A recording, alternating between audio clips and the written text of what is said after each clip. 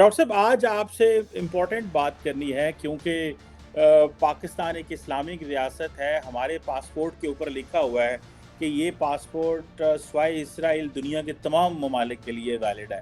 ایک بات اب ہو یہ رہا ہے کہ پاکستانیوں کو تو 70-75 سال یہ بتایا گیا کہ دیکھیں ہماری جو ریاست ہے، جو ہماری اسٹیٹ ہے، اس کی ایگزسٹنس کو خطرہ ہے اور یہ انڈیا اور اسرائیل کا نیکسس ہے اور ہمارے نیوکلیر ویپنز کو تباہ کرنا چاہتے ہیں، انسٹالیشنز ختم کرنا چاہتے ہیں، ہم سے یہ نیوکلیر پروگرام رول بیک کرنا چاہتے ہیں. اور ہم نے پھر او آئی سی کا بھی حصہ تھے جس میں ہم نے دیکھا کہ جی ایک فل فلیج اسلامک کوآپریشن ہے کشمیر اور فلسطین کے اوپر. ڈاکٹر صاحب تصویریں بدل گئی ہیں انٹرنیشنل پالیٹکس میں. عرب ورلڈ جو ہے ہم دیکھتے ہیں وہ پیورلی اپنے جو ان کے انٹرسٹ ہیں ان کو واچ کر رہے ہیں. یو اے ای، موراکو، بحرین نے ابراہیم اکارڈ کے ذریعے اسرائیل کے ساتھ نارملائزیشن کر لی. ابھی سعودی عرب بھی یہی کر رہا ہے اور محمد بن سلمان بھی یہی کہہ رہے ہیں. سنا اس میں انڈیا کا بھی کردار ہے کیونکہ انڈیا کی بھی بڑی قربت ہے اسرائیل کے ساتھ اور بڑا ڈیفنس ڈیل انہوں نے لیا ہے. ڈاکٹر صاحب یہ جو مسلم ورلڈ میں تبدیلی آ رہی ہے کہ اسرائیل کو ریکگنائز کیا جائے، اس پہ آپ کیا کہتے ہیں؟ اگر اسرائیل کو عرب ورلڈ ریکگنائز کر لیتی ہے تو پاکستان کہاں کھڑا ہوگا؟ کیونکہ لارجلی پیلسٹائن جو ہے وہ ایک مسلم ورلڈ کا ایشو تو ہے ہی ہے جیسے، لیکن یہ ایک عرب ورلڈ کا زیادہ ایشو ہے. آپ اس کو حوالے سے کیا کہتے ہیں؟ اگر عرب ورلڈ اس کو ریکگنائز کر لیتی ہے تو ہمارے پاس کیا آپشنز رہ جاتی ہیں؟ ہم تو دیکھتے ہیں کہ انڈیا اور عرب ورلڈ بھی قریب ہے اور انڈیا اور اسرائیل بھی قریب ہے اور ہم اس بریکٹ سے باہر ہیں. What do you make of that sir? بڑا انٹرسٹنگ سوال ہے آپ کا. پاکستان کا اسرائیل سے ڈائریکٹ تو کوئی جھگڑا نہیں ہے، بلکہ دیکھا جائے پاکستان کے بننے کو ماڈل بھی لیا تھا اسرائیلیوں نے کہ دیکھیں مذہب کے نام پہ ایک اسٹیٹ بن سکتی ہے خاص گروپ کے لیے.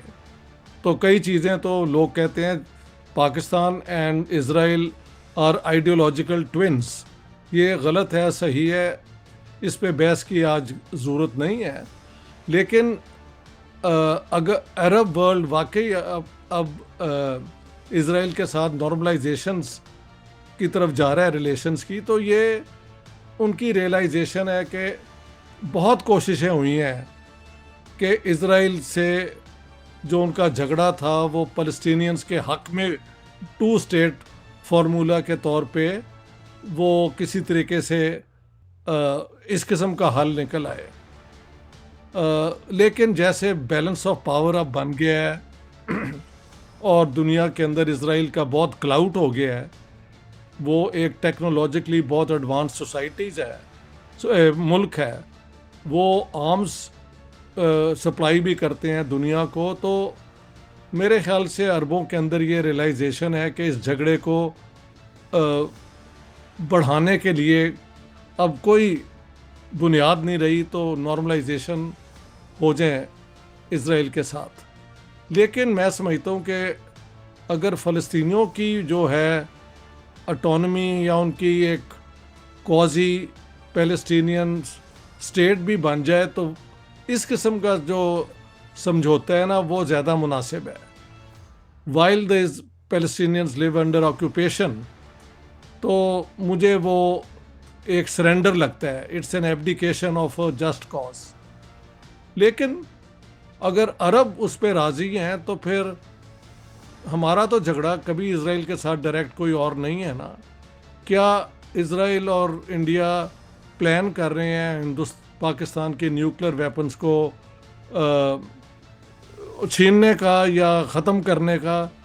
اس پہ کئی باتیں ہو چکی ہیں اور ایک زمانے میں بلکہ اسرائیل نے آفر بھی کیا تھا انڈیا کو کہ we can together strike at Pakistan, جبکہ انڈین گورنمنٹ میں حل اس کا زمانے میں if I am not wrong Rajiv Gandhi کی حکومت تھی، لیکن وہ بیک آؤٹ ہو گئے. So we don't know. لیکن اگر پاکستان ریکگنائز کر لیتا ہے اسرائیل کو تو پھر اسرائیل کا پاکستان کے نیوکلیر ویپنز کو اٹیک کرنے کا پروجیکٹ جو ہے وہ بھی اپنی جگہ بے معنی ہو جاتا ہے. تو it is in the interest of Pakistan کہ اگر کوئی ایسی گرینڈ کنسپیریسی پاکستان کے خلاف ہے تو اس کو ڈیفیٹ کرنے کا ایک طریقہ ہے کہ آپ اسرائیل کے ساتھ نارملائز کر لیں اپنے ریلیشنز. جو 2-3 آپشنز مجھے نظر آتی ہیں.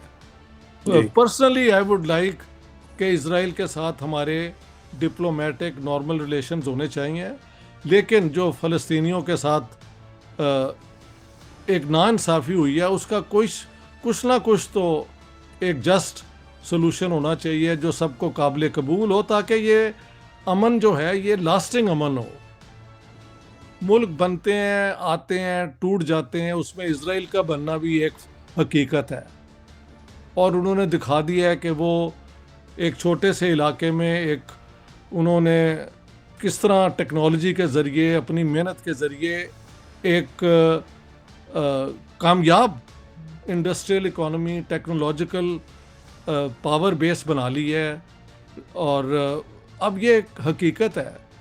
तो पाकिस्तान को इसराइल को रिकग्नाइज़ करने में कोई मुश्किल नहीं होनी चाहिए, बल्कि जैसे मैंने ये एंगल दिया है कि अगर कोई ऐसी सो कॉल्ड कंस्पिरेसी है तो उसको न्यूट्रलाइज करने का तरीका है कि आप इसराइल के साथ नॉर्मल अपने रिलेशंस रख लें, ताकि इसराइल के पास गुंजाइश ही ना रहे कि वो इस किस्म की किसी कंस्पिरेसी में पाकिस्तान के ख़िलाफ़ हिस्सा ले सके। डॉक्टर साहब ये बताइए, आपने बात की कि एक वक्त इसराइल चाहता था कि पाकिस्तान के न्यूक्लियर प्रोग्राम पे किया जाए और हमला किया जाए, और इंडिया उससे बैकआउट कर गया। ये क्या उस वक्त की बात है जब ये बातें चल रही थी कि जो पाकिस्तान का न्यूक्लियर प्रोग्राम है वो एक इस्लामिक बॉम्ब की बात हो रही थी? जी जी तो बिल्कुल। ये इस्लामिक बॉम्ब की जो बात थी, ऑब्वियसली मेरे ख्याल है भुट्टो साहब ने ये की थी। आपको बेशक। क्या इसका कितना को पाकिस्तान को नुकसान हुआ? क्योंकि फॉर लॉन्ग ये बात जो है वेस्टर्न एकेडेमिया में, इंडिया के मीडिया में, एकेडेमिया में ये बात चलती रही, और हम दुनिया में जस्टिफिकेशंस देते रहे कि हम नहीं हमने सऊदी अरब को नहीं दे रहे, हम किसी और को भी नहीं दे रहे। हालांकि वो अब्दुल कदीर वाली एग्जांपल आ गई। तो ये जो इस्लामिक बॉम्ब का जो कॉन्सेप्ट था, इसका कितना को नुकसान हुआ?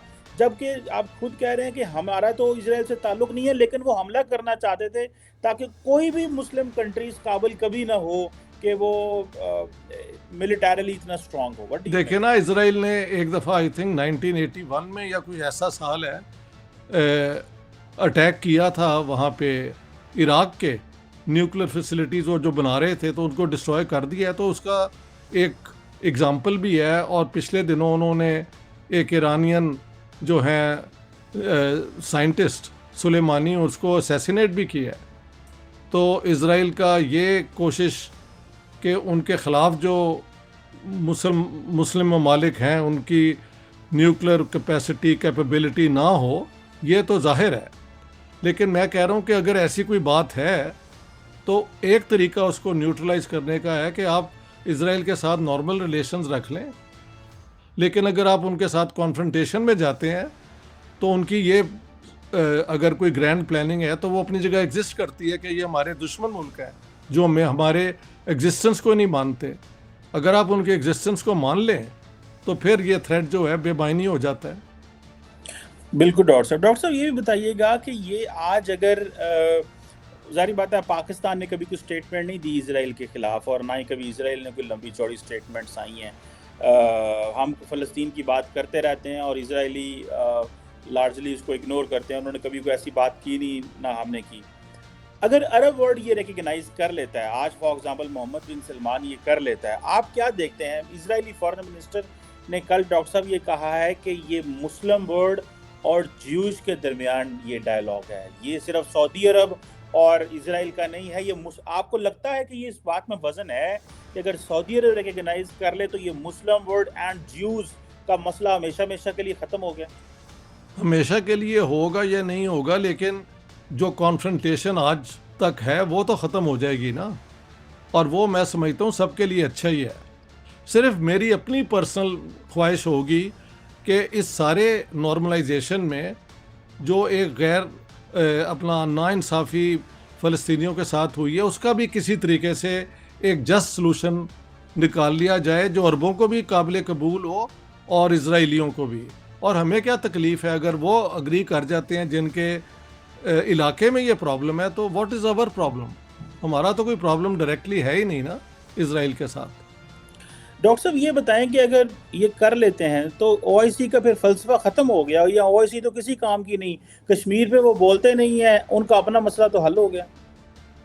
یہ آرگنائزیشن آف اسلامک کانفرنس جو بھی تھی یہ شروع سے ایک قائم کی گئی تھی جب عرب نیشنلزم ہوتی تھی اس کو کاؤنٹر کرنے کے لیے، اور وہ اس قسم کی وہ کولڈ وار والا جو ڈویژن تھی عربوں کے اندر، عرب نیشنلزم اور اسلامک اسٹیٹ والا جو کانسیپٹ ہے وہ اب بیکار ہو گیا، اٹس آؤٹ ڈیٹڈ.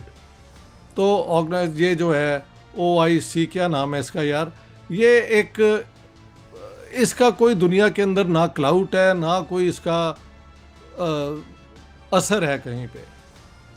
تو یہ اپنے آپ ہی ایک وہ کیا کہتے ہیں آرگنائزیشن کے نام پہ ہوگی. مثلا پاکستان نے انڈیا کو کبھی نہیں بننے دیا اس کا ممبر، حالانکہ پاکستان جتنے ہی مسلمان انڈیا میں ہیں اور کئی ملک جہاں پہ مسلمان منورٹی میں ہیں وہ بھی ممبر ہیں اس آرگنائزیشن.